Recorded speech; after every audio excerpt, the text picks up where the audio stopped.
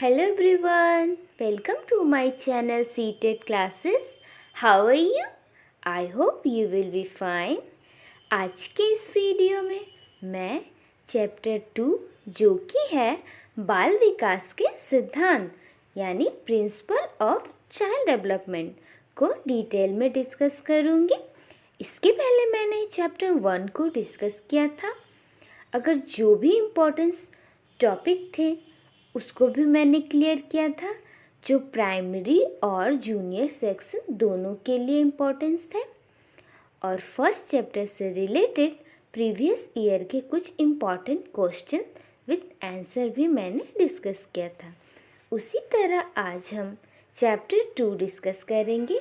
जो भी याद करने वाली सभी चीज़ों को पढ़ेंगे एक एक करके और समझेंगे, और उस पर आधारित जो भी इम्पोर्टेंट क्वेश्चन एग्ज़ाम में बनते हैं उसको भी हम इसी पार्ट में डिस्कस करेंगे। तो फ्रेंड्स, इस वीडियो को लास्ट तक देखिएगा और अपने सभी फ्रेंड के साथ शेयर करना मत भूलिएगा, ताकि सभी के पास समय पर सभी वीडियो मिलती रहे। और जो नए हैं चैनल को सब्सक्राइब ज़रूर करिएगा। तो स्टार्ट करते हैं। लेसन 2, बाल विकास के सिद्धांत, प्रिंसिपल ऑफ चाइल्ड डेवलपमेंट। इसके पहले मैंने आपको बताया था कि विकास की अवधारणा और उसका व्यक्तित्व से संबंध, इन सब के बारे में चर्चा की थी।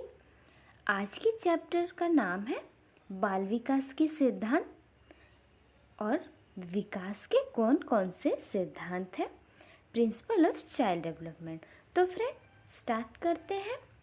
सबसे पहले बाल विकास का अर्थ उसको पढ़ेंगे। उसके बाद इसमें संबंधित जो सिद्धांत हैं उसको पढ़ेंगे।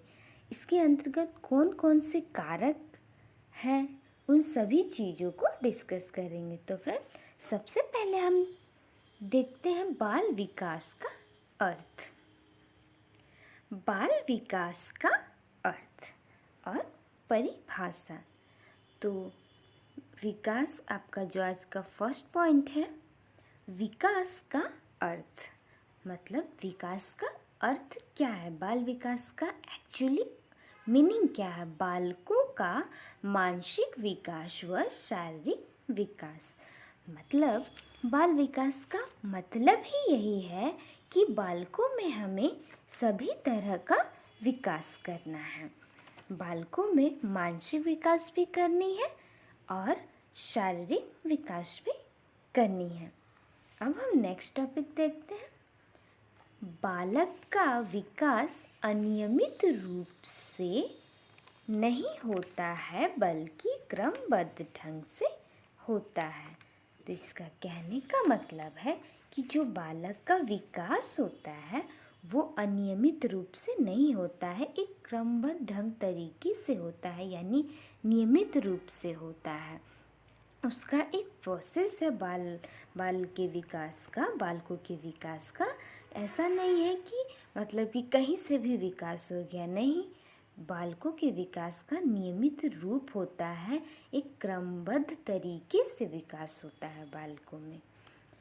नेक्स्ट पॉइंट है आपका, बालक के विकास से संबंधित कुछ सर्वमान्य सिद्धांत दिए गए हैं। तो अब हम बालक के विकास से संबंधित कुछ सर्वमान्य सिद्धांत देख लेते हैं। तो आगे देखते हैं बाल विकास के सिद्धांत। तो अब हम देखते हैं बाल विकास के कौन कौन से सिद्धांत हैं। फर्स्ट पॉइंट है आपका निरंतरता का सिद्धांत, यानी निरंतरता का इसका अर्थ है कि विकास एक निरंतर चलने वाली प्रक्रिया है जो गर्भावस्था से शुरू होती है और मृत्यु तक चलती है।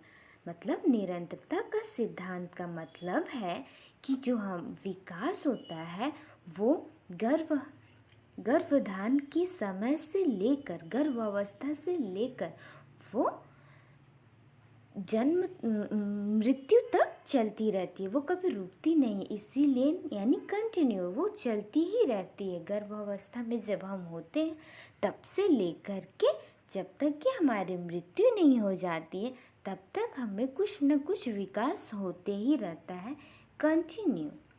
नेक्स्ट टॉपिक है समान प्रतिमान का सिद्धांत। इसका मतलब है समान प्रतिमान का सिद्धांत कि सब में एक समान विकास होता है, किसी में मतलब ऐसा नहीं है कि कभी इधर कभी उधर होता है, सब में एक समान विकास होता है, सब में एक ही समान का विकास होता है। जैसे पहले बच्चे गर्भावस्था में होते हैं, उसके बाद वो जन्म लेते हैं, उसके बाद वो समझने लगते हैं, हाथ पैर मारने लगते हैं, चलने लगते हैं, बैठने, तो ये सभी में होता है। ऐसा तो नहीं है कि हमारे पड़ोसी का बच्चा पैदा होते ही दौड़ने लगा, नहीं ना, सबका एक प्रोसेस है। तो वही है कि समान प्रतिमान का सिद्धांत। अब हम नेक्स्ट टॉपिक देखते हैं, विकास बहुयामी होता है। विकास बहुयामी होता है, इसका यही मतलब है कि विकास जो होता है वो बहुयामी होता है, मतलब एक तरीके का नहीं होता है। विकास कई तरीके से होता है। संज्ञानात्मक विकास, संवेगात्मक विकास, शारीरिक विकास, मानसिक विकास, बौद्धिक, इस सब तरीके का हमारे में विकास होता है, इसी को हम बहुयामी विकास कहते हैं। नेक्स्ट पॉइंट है आपका वृद्धि और विकास की दर एक समान नहीं होती है। कहने का मतलब है कि जो वृद्धि और विकास होता है वो एक समान नहीं होता है, अलग अलग होता है। वृद्धि और जो विकास की दर एक समान नहीं होती, क्योंकि वृद्धि है कि एक टाइम पर आकर के वृद्धि रुक जाती है, लेकिन जो विकास होता है वो मृत्यु तक चलता रहता है। जन्म के बाद से लेकर वो मृत्यु तक चलता ही रहता है, इसीलिए वृद्धि और विकास की दर समान नहीं होती है। नेक्स्ट पॉइंट है आपका परस्पर का सिद्धांत। नेक्स्ट पॉइंट है परस्पर संबंध का सिद्धांत। इसका मतलब है इसके अनुसार सभी प्रकार के विकास जैसे शारीरिक, सामाजिक, संवेगात्मक, संज्ञानात्मक आदि एक दूसरे से संबंधित होते हैं।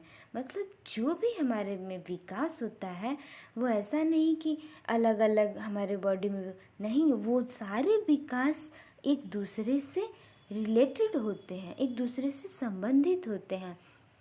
मान लीजिए कि शारीरिक विकास, पहले शारीरिक विकास होता है, उसके बाद हमारा सामाजिक। तो पहले शारीरिक ही विकास नहीं होगा आपका, आप बड़े ही नहीं होंगे, आपका सारा बॉडी का जो पार्ट्स है वो मतलब कि अच्छा से ग्रो नहीं करेगा, अच्छा से दिमाग आपका सोचने से, तो फिर आपका सामाजिक विकास कैसे होगा? आप समाज में कैसे इंक्लूड करिएगा? आप समाज के प्रोसेस को क्या है क्या नहीं उसको कैसे समझिएगा जब आपका शारीरिक विकास होगा ही नहीं, आपका मानसिक विकास सही से होगा ही नहीं। तो ये सारे विकास एक दूसरे से संबंधित है, रिलेटेड है, इसलिए परस्पर संबंध का सिद्धांत इसको कहा जाता है। अब हम नेक्स्ट देखते हैं विकास के सिद्धांत। तो अब हम कुछ विकास के और सिद्धांत देख लेते हैं। विकास के सिद्धांत, तो फर्स्ट पॉइंट है आपका विकास क्रम की एक रूपता। विकास क्रम की एक रूपता का सिद्धांत, इसके अनुसार विकास अपना एक क्रम होता है, विकास का अपना एक क्रम होता है जो बदला नहीं जा सकता है, और सभी बालकों का विकास इसी क्रम में होता है। एग्जाम्पल मान लीजिए, जैसे कि प्रत्येक बालक पहले रोना, ध्वनि उत्पन्न करना, वाक्यांश को बोलना, फिर पूरे वाक्यांश को बोलना सीखता है। कोई भी बच्चा पहले ही अवस्था में वाक्य बोल नहीं सकता है। जैसे कि मान लीजिए कि जब हम पढ़ाई स्टार्ट करते तो पहले सर्कल बनाना, राउंड करना, मतलब लाइंस बनाना, ये सब सीखते हैं, फिर उसके बाद हम वर्ड्स लिखना सीखते हैं, फिर उसको पढ़ना सीखते हैं, फिर बोलना सीखते हैं। तो ये एक क्रम में ही होता है। ऐसा नहीं है कि वो हमारे पड़ोसी का जो बच्चा है वो मतलब कि बस एक ही बार में डायरेक्ट वो लिखना सीख गया, डायरेक्ट वो पढ़ना सीख गया। नहीं, सबका एक ही क्रम में सबका विकास होता है। किसी भी चीज़ में जो विकास होता है सबका एक ही क्रम। हाँ, ये है कि थोड़ा अप डाउन होता है, पर ऐसा नहीं है कि उसमें मतलब वो लिखने से पहले डायरेक्ट वो बोलना सीख गया, मतलब कि वो लिखने से मतलब समझने लगा। लिखने के लिए हमें या किसी भी तरह का विकास के लिए हमें छोटे तौर से उसको गुजरना पड़ता है। तो ये सभी में होता है, किसी एक में नहीं होता है। तो यही है विकास क्रम की एक रूपता, एक ही रूप में सब में होता है। नेक्स्ट टॉपिक है हमारा एकीकरण का सिद्धांत। एकीकरण के सिद्धांत के अनुसार बालक पहले संपूर्ण अंग को और फिर अंग के भागों को चलाना सीखता है।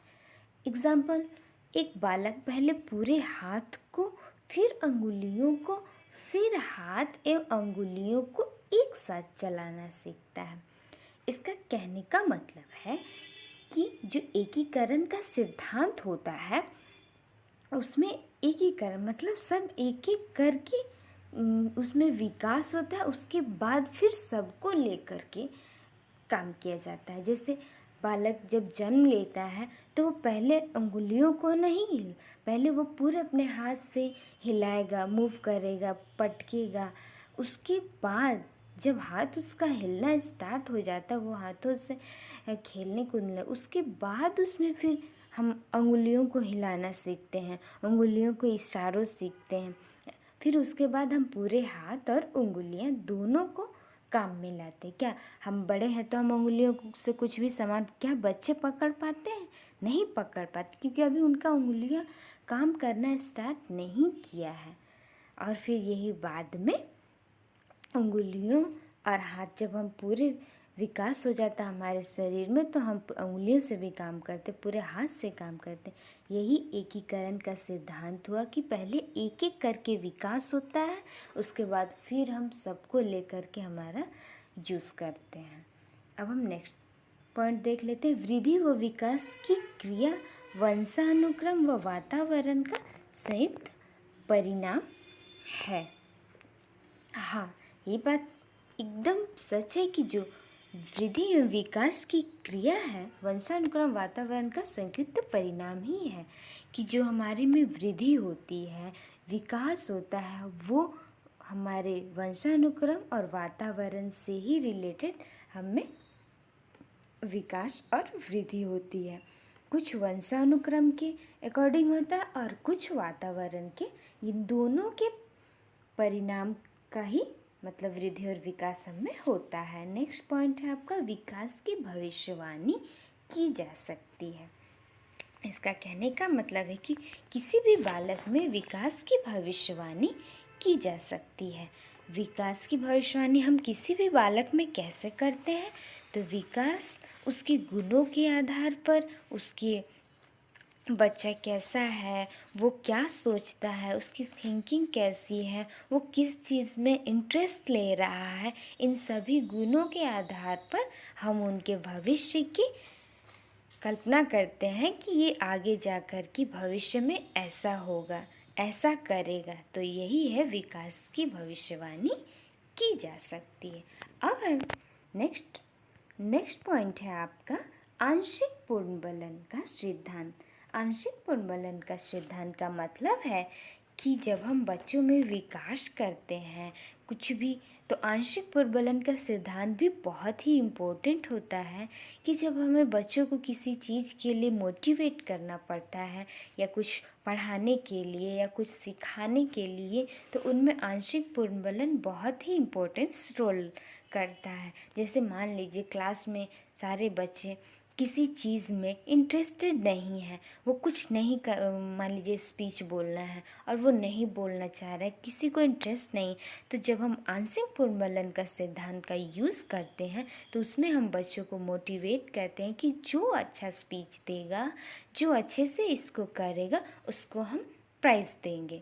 तो वो प्राइज़ के लोभ में आकर के, उस प्राइज़ को लेने के लालच में आकर के वो अच्छा करता है। तो ये हमारा आंशिक प्रबलन होता है कि कभी कभी हमें बच्चों को कुछ चीज़ों का लालच देकर भी हम उनसे बहुत अच्छी चीज़ें करवा सकते हैं और इसका एक अच्छा प्रभाव पड़ता है। नेक्स्ट है आपका विकास लंबवत सीधा ना होकर के वर्तुलाकार होता है। इसका कहने का मतलब है कि जो विकास होता है वो सीधा ना होकर के वर्तुलाकार, मतलब कि विकास ऐसा नहीं कि बस एक ही वे में जा रहा है तो जा रहा नहीं, उसका सर्कल एरिया में जाता है, कभी अप कभी डाउन, कभी हर क्षेत्र का विकास होता है। ऐसा नहीं कि बस एक ही क्षेत्र का विकास हो रहा है, नहीं, हर क्षेत्र का विकास होता है। थोड़ा अप थोड़ा डाउन करके हर चीज़ में विकास होता है, हर क्षेत्र का विकास होता है। एक ही वर्ग का विकास नहीं होता है, हर क्षेत्र का विकास होता है। इसीलिए विकास लंबा सीधा ना होकर के वर्तुलाकार का होता। बाल विकास को प्रभावित करने वाले कारक। अब हम देखते हैं कि बाल विकास को प्रभावित करने वाले कारक कौन कौन से हैं। तो आपका फर्स्ट पॉइंट है आपका शारीरिक कारक। शारीरिक कारक यानी फिजिकल फैक्टर, यानी जो बाल विकास को प्रभावित करने वाले कारक है वो शारीरिक कारक भी होते हैं। जैसे कि बालक का शारीरिक विकास सही तरीके से हुआ है या नहीं। अगर कोई बच्चा क्लास में दो बच्चे हैं, कोई बहुत ज़्यादा लंबा है और कोई उससे बहुत ज़्यादा छोटा है, तो ये कैसे हुआ? तो ये शारीरिक कारक के कारण हुआ कि उसके विकास में इफ़ेक्ट हुआ, कि उसका शारीरिक विकास बहुत अच्छे तरीके से हुआ है और उसका शारीरिक विकास कहीं ना कहीं रुक गया है, जिसकी वजह से वो उसकी लंबाई, उसका ग्रोथ नहीं हुआ है सही से। तो ये फिजिकल फैक्टर के अकॉर्डिंग बाल विकास को प्रभावित भी करता है, जिसमें पहला कारक है आपका शारीरिक कारक। सेकंड है आपका बुद्धि यानी इंटेलिजेंस। हाँ, बुद्धि होता है। अगर हम क्लास में देखते हैं कई बच्चों का जो बुद्धि है, जो इंटेलिजेंट है, सबका अलग अलग है, किसी का भी सेम नहीं है। ये अलग अलग कैसे होता है? उनके जो बुद्धि है ये कैसे मतलब इफेक्ट हुआ दूसरों में, ये अलग कैसे हो गए, डिफरेंट कैसे हो गए? तो बाल विकास को प्रभावित करने वाले कारक बुद्धि भी होते हैं। और ये बुद्धि जो होता है किसी में कम, किसी में ज़्यादा होता है, किसी में बहुत ज़्यादा होता है। कोई बच्चा बहुत डल होता है, तो ये भी बुद्धि भी प्रभावित करता है बाल विकास को। नेक्स्ट है आपका वंशानुगत कारक, हेरिडिटी फैक्टर।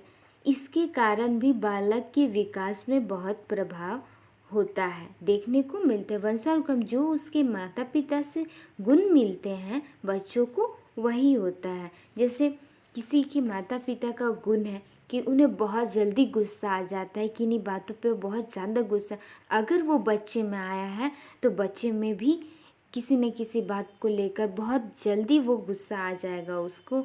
या अगर माता पिता लंबे हैं तो उनका बच्चा जो होगा, अगर उनका गुण आएगा तो उनका बच्चा लंबा होगा। गोरे हैं तो गोरा होगा। तो ये क्या हुआ? ये वंशानुगत कारक के अकॉर्डिंग हुआ, हेरिडिटी के कारण उसके विकास को प्रभावित हुआ। बाल के विकास को प्रभावित करने वाले ये भी कारक है। वंशानुक्रम की वजह से बालकों के विकास पे भी बहुत इफ़ेक्ट पड़ता है। विकास सब बच्चों में एक जैसा नहीं होता है, सब में अलग अलग होता है। कुछ इन्वायरमेंट से मिलता है उनको और कुछ उनको जेनेटिक्स मिलता है।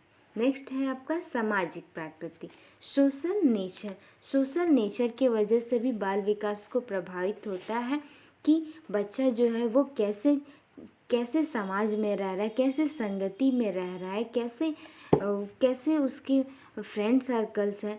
वो कहीं ऐसा तो गलत इन्वायरमेंट में, तो गलत सामाजिक फ्रेंड्स सर्कल में तो नहीं ना है कि उसमें गलत तरीके से बात, बिहेवियर अच्छा नहीं है, सोच अच्छा नहीं। तो ये सारे सामाजिक प्राकृतिक भी जो होते हैं वो बच्चों को इफ़ेक्ट करते हैं, बाल के विकास को इफ़ेक्ट करते हैं। तो बाल विकास को प्रभावित करने वाले कारक में सामाजिक प्राकृतिक भी बहुत इम्पोर्टेंस रोल होता है।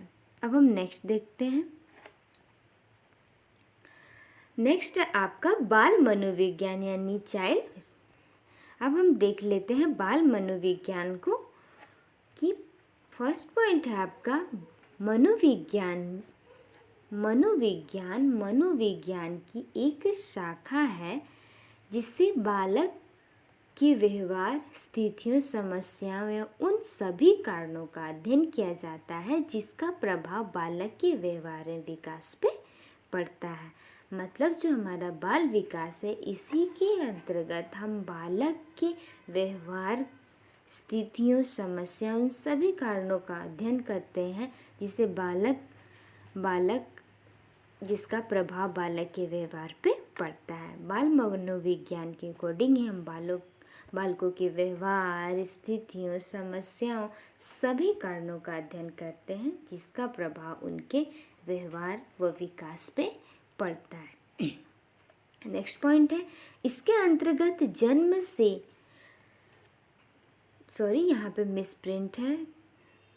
इसके अंतर्गत जन्म से लेकर वयस्क अवस्था तक का अध्ययन किया जाता है। बाल मनोविज्ञान के अंतर्गत हम बालक के जन्म से लेकर के जब तक कि वो वयस्क अवस्था में नहीं हो जाते हैं तब तक का हम अध्ययन करते हैं और उनके कारणों को पता लगाते हैं कि किन कारणों की वजह से उनके विकास में प्रॉब्लम आ रही है और उन सभी कारणों को पता लगाते हैं और उपचार भी करते हैं।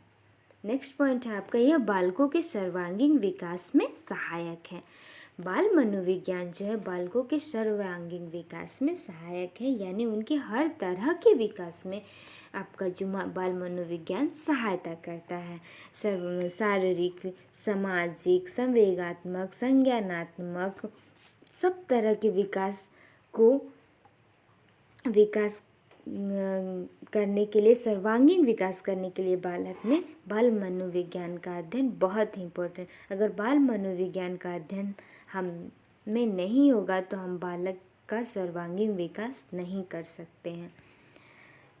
तो ये तो था बाल मनोविज्ञान। अब हम नेक्स्ट देखते हैं बाल मनोविज्ञान का महत्व। अब हम देखते हैं कि बाल मनोविज्ञान का महत्व क्या क्या है।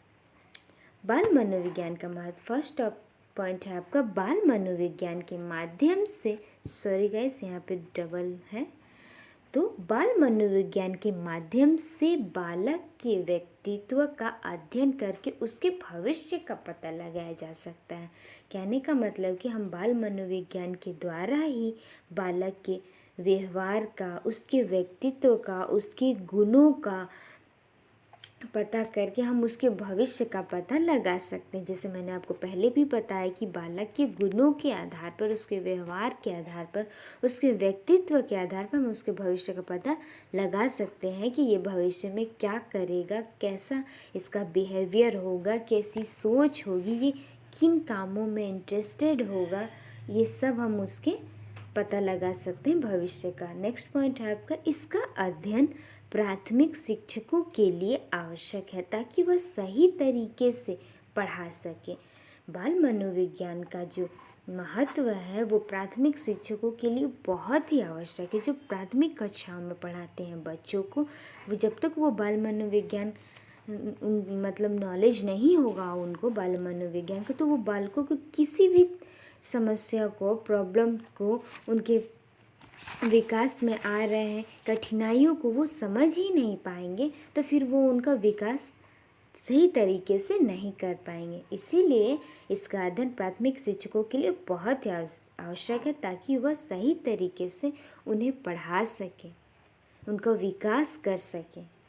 नेक्स्ट टॉपिक है आपका बच्चों को समय समय पर निर्देशन की आवश्यकता होती है। बाल मनोविज्ञान की सहायता के बिना निर्देशन संभव नहीं है। ये बहुत ही सच है कि बच्चों को समय समय पर उन्हें गाइडेंस की ज़रूरत होती है। उन्हें हम गाइड करते हैं कि आपको ऐसे करना चाहिए, आपको ये करना चाहिए, आपको ये सीखना चाहिए, तो हम उन्हें गाइड करते हैं, हम उन्हें टाइम टाइम पर निर्देशन देते हैं, उन्हें बताते हैं, उन्हें सिखाते हैं, उनका विकास करते हैं। और ये पॉसिबल तभी है जब बाल मनोविज्ञान का आपको ज्ञान हो, तभी आप बालकों के प्रॉब्लम्स को समझ पाएंगे, उनके कठिनाइयों को समझ पाएंगे, तभी आप उसका उपचार भी कर पाएंगे। इसके बिना आप उसका उपचार नहीं कर पाएंगे, ये पॉसिबल नहीं है। नेक्स्ट पॉइंट है आपका बाल मनोविज्ञान बालकों के व्यक्तित्व को समझने में सहायक है। तो जो बाल मनोविज्ञान है वो बालकों के व्यक्तित्व को समझने में सहायक है, क्योंकि आपको जब तक बाल मनोविज्ञान का नॉलेज नहीं होगा, आप नहीं जानेंगे, तब तक किसी भी बालक के व्यक्तित्व को, व्यवहार को आप समझ नहीं पाएंगे। तो ये रहा आपका बाल मनोविज्ञान का महत्व।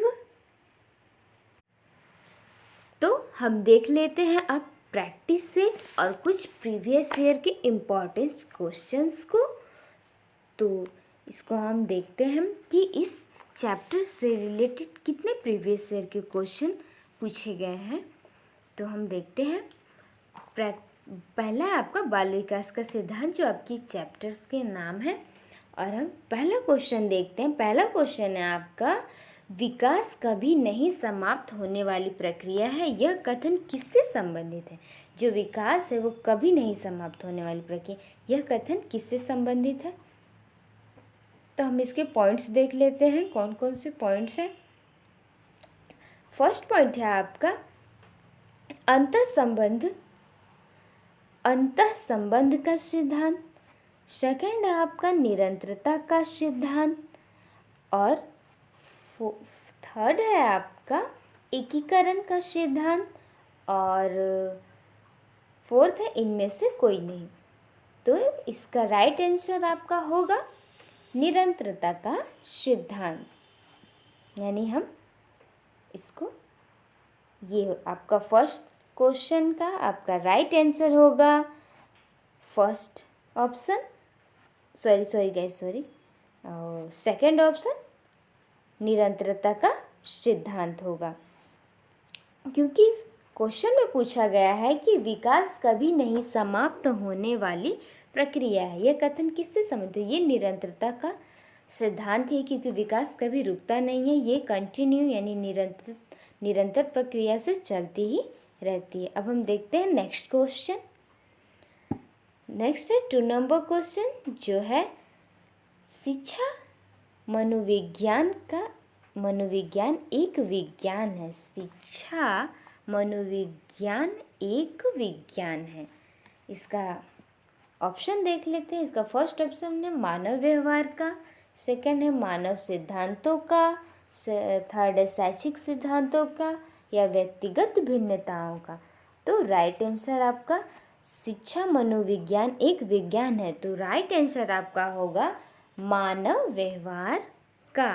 मतलब जो शिक्षा मनोविज्ञान है वो, जो मनोविज्ञान है वो क्या, मानव के व्यवहार का ही तो इसमें हम अध्ययन करते हैं ना। तो इसलिए आपका राइट आंसर होगा फर्स्ट, जो है मानव व्यवहार का। अब है थर्ड नंबर क्वेश्चन है, बालक के व्यक्तित्व के सर्वांगीण विकास के लिए यह आवश्यक है कि उसके खाली स्थान की जानकारी शिक्षक को हो। ये क्वेश्चन है, बालक के व्यक्तित्व के सर्वांगीण विकास के लिए यह आवश्यक है कि उसके खाली जगह की जानकारी शिक्षक को। तो अब हम ऑप्शन में देखते हैं कि कौन सी जानकारी शिक्षक को होनी चाहिए। तो आपका है फर्स्ट ऑप्शन है आपका मित्रों, सेकंड व्यवहार, और थर्ड ज्ञान, और फोर्थ इनमें से कोई नहीं। तो इसका राइट आंसर देख लेते हैं। इसका राइट आंसर क्या होगा? इसका राइट आंसर होगा आपका व्यवहार, यानी शिक्षक को बालकों के व्यवहार की जानकारी होनी चाहिए। अब हम देखते हैं फोर्थ नंबर क्वेश्चन, जो है कि आंशिक पूर्ण बलन। आंशिक पूर्ण बलन क्या है? फर्स्ट ऑप्शन आपका पशुओं को प्रशिक्षित करने के लिए, सतत पूर्ण बलन की अपेक्षा, यहाँ पे पूर्ण बलन होगा, ये पूर्ण बलन मिसप्रिंट हो गया है।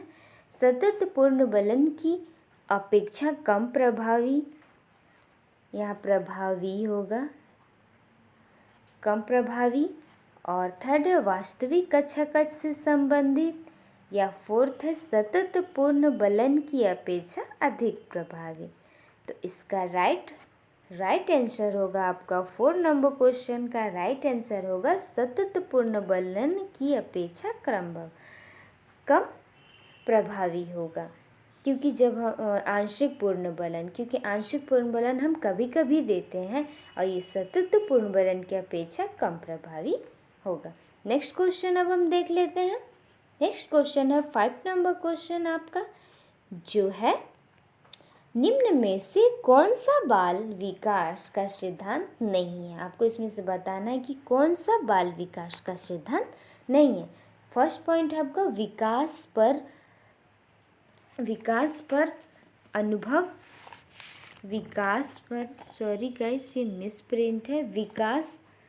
परिपक्व अनुभव की अंतःक्रिया का परिणाम। यहाँ पर गलत है, मिसप्रिंट है।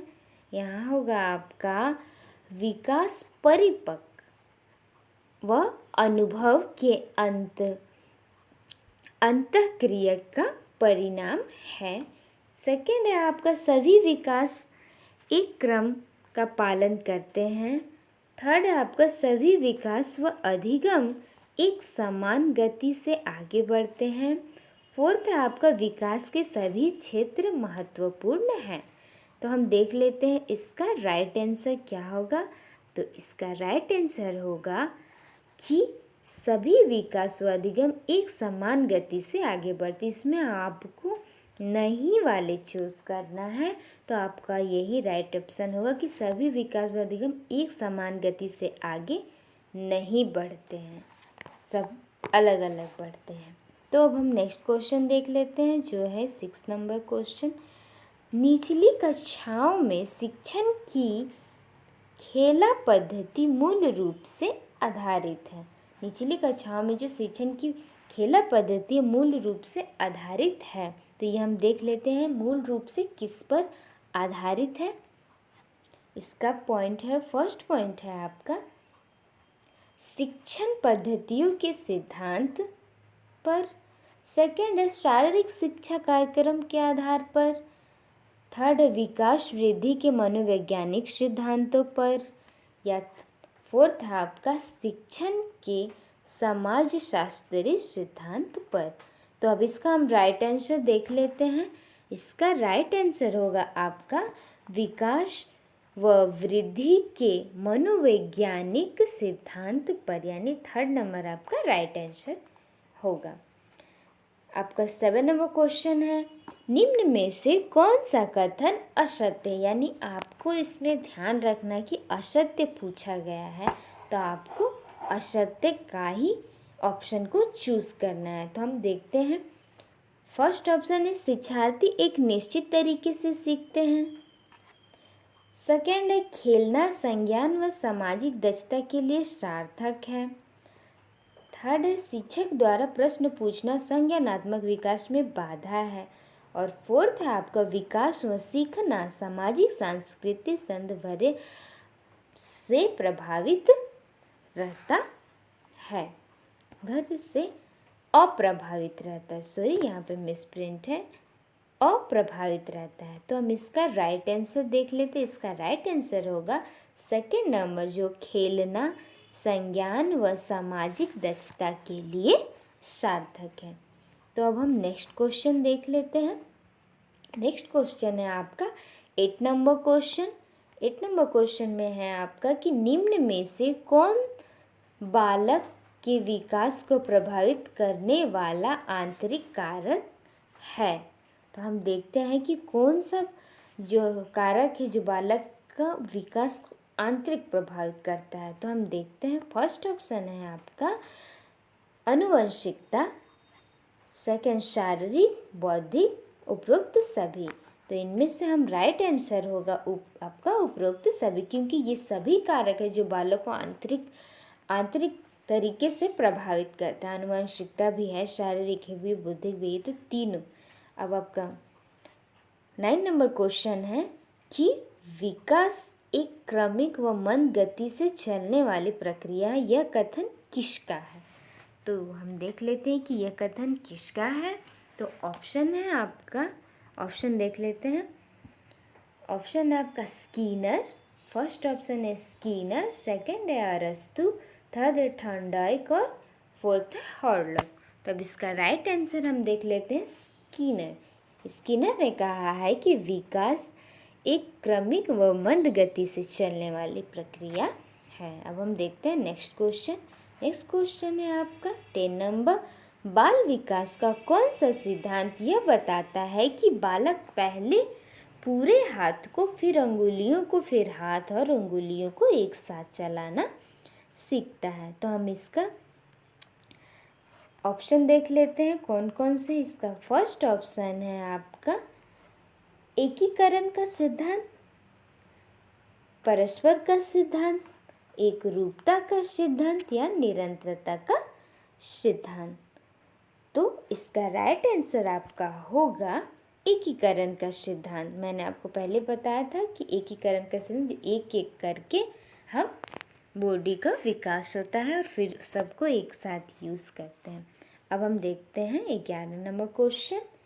बालक के विकास को प्रभावित करने वाला कारक। अब हम देखते हैं कि बालक के विकास को प्रभावित करने वाला कौन कौन कारक है। ऑप्शन है इसका, पहला है आपका आर्थिक स्थिति, जीवन की घटनाएं, ये सारे ऑप्शन हैं। नेक्स्ट ऑप्शन देख लेते हैं सामाजिक स्थिति, उपरोक्त सभी। तो इसका राइट आंसर आपका होगा उपरोक्त सभी, क्योंकि ये सभी ऑप्शन जो है बालक के विकास को प्रभावित करते हैं। आर्थिक स्थिति, जीवन की घटनाएं, सामाजिक स्थिति और सभी।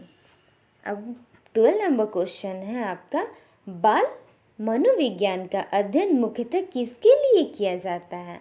आपका ऑप्शन है फर्स्ट विश्वविद्यालय शिक्षा के लिए, प्राथमिक शिक्षक के लिए, माध्यमिक शिक्षक के लिए या सभी के लिए। तो इसका राइट आंसर क्या होगा वो हम देखते हैं। इसका राइट आंसर होगा प्राथमिक शिक्षक के लिए। इसका राइट आंसर आपको सेकंड नंबर होगा। जो प्राथमिक शिक्षक के, जो बाल मनोविज्ञान का अध्ययन है वो प्राथमिक शिक्षक के लिए किया जाता है। अब हम नेक्स्ट क्वेश्चन देख लेते हैं, क्वेश्चन नंबर 13। क्वेश्चन नंबर 13 है आपका, वाइगोस्की के अनुसार संज्ञानात्मक विकास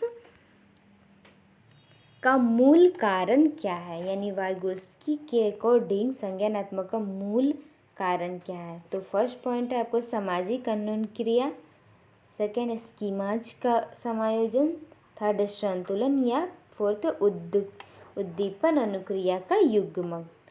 तो इसका राइट आंसर आपका होगा सामाजिक अनुक्रिया, क्योंकि जब भी वाइगोस्की का नाम आएगा तो उनके नाम के साथ समाज जुड़ा ही रहेगा। ये आप लोग याद कर लीजिएगा और इस वीडियो को ज़्यादा से ज़्यादा अपने फ्रेंड में शेयर करिए फ्रेंड्स, ताकि उनकी भी हेल्प हो जाए। अब हम नेक्स्ट क्वेश्चन देख लेते हैं। नेक्स्ट क्वेश्चन है आपका 40 नंबर क्वेश्चन है, जो है आपका निम्न में से कौन सा विकास का सिद्धांत है। निम्न में से कौन सा विकास का सिद्धांत है। तो हम ऑप्शन देख लेते हैं इसका। आपका ऑप्शन है, यह रुक रुक कर चलने वाली प्रक्रिया है, विकास रेखीय होता है, सभी की विकास दर समान नहीं होती है, विकास सभी प्रक्रिया भिन्न भिन्न होती है। विकास की सभी प्रक्रिया जो होती है वो भिन्न भिन्न होती है। तो इसका राइट आंसर हम देख लेते हैं। इसका राइट आंसर होगा कि विकास की दर समान नहीं होती है। इसका आपका थर्ड नंबर आंसर होगा आपका। अब ये लास्ट क्वेश्चन 15 नंबर क्वेश्चन है, बाल मनोविज्ञान में से किसका अध्ययन किया जा सकता है। बाल मनोविज्ञान में से किसका अध्ययन किया जा सकता है। इसका फर्स्ट ऑप्शन है आपका गर्भावस्था से किशोरावस्था तक, जन्म से प्रौढ़ावस्था तक, किशोरों का जन्म से बाल्यावस्था। तो फ्रेंड्स इसका आंसर आपको कमेंट बॉक्स में देना है। मुझे ये देखना है कि मैंने इस चैप्टर को पढ़ाया, समझाया और इससे रिलेटेड कुछ प्रीवियस ईयर के क्वेश्चन कराए। तो 15 नंबर क्वेश्चन का आंसर आप लोग दीजिएगा कमेंट बॉक्स में। और तब तक के लिए लाइक, शेयर एंड सब्सक्राइब करते रहिए friends. Thank you and bye bye and take